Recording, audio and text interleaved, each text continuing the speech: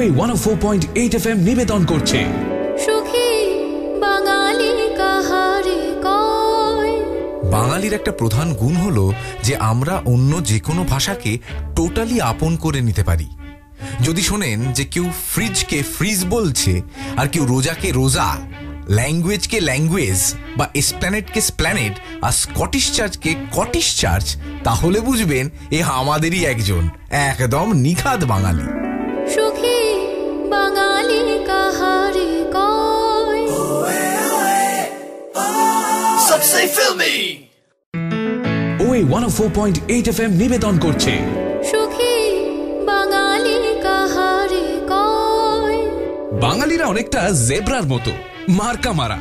জলে স্থলের অরণ্যে নদীতে যেখানে দেখবেন কেউ মাছের ঝোল দিয়ে চারটি ভাত মেখে খাচ্ছে, তখনই বুঝবেন এ বাঙালি হতেই হবে। পিৎজা বার্গার যতই থাকুক, আজও বাঙালির মাছ ভাত ছাড়া চলে না। কি বলেন? সুখী বাঙালি কাহারে কয়। सबसे फिल्मी ওই 104.8 FM নিবেদন করছে সুখী বাঙালি কাহারে কয়। বাঙালি কিন্তু বেড়ানো পাগল। বাঙালির চোখের খিদে কিন্তু মারাত্মক। অল্প একটু ছুটি পেয়েছে কি বাঙালি বেরিয়ে পড়লো। আর টাকা তো টাকা যায় যাক, ব্যাংক ফাঁকা হয়ে যাক, কোনো চিন্তা নেই। মরি কি বাঁচি, কাঞ্চনজঙ্ঘা চূড়াটা দেখতেই হবে। দেখতেই হবে পুরীর ঢেউ, Jaldapara, Kanyakumari, Araku valley, marble rock. তারপর যা হয় দেখা যাবে। সত্যি এই না হলে বাঙালি। সুখী বাঙালি কাহারে কয়। सबसे फिल्मी ওই 104.8 FM নিবেদন করছে সুখী বাঙালি কাহারে কয়।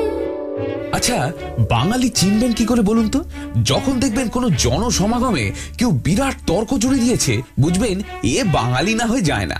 সত্যি তর্ক ব্যাপারটা বাঙালির কাছে নিঃশ্বাস নেবার মতো। অফিস, কলেজ, পাড়ার চায়ের দোকান, সমস্ত জায়গায় আমরা তর্ক করে যাই। অলিম্পিকে যদি তর্কের কম্পিটিশন থাকতো, তাহলে ওই কম্পিটিশনে গোল্ড মেডেল পাওয়ার থেকে বাঙালিকে কেউ আটকাতেই পারতো না।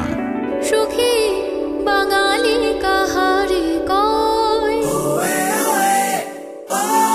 सबसे फिल्मी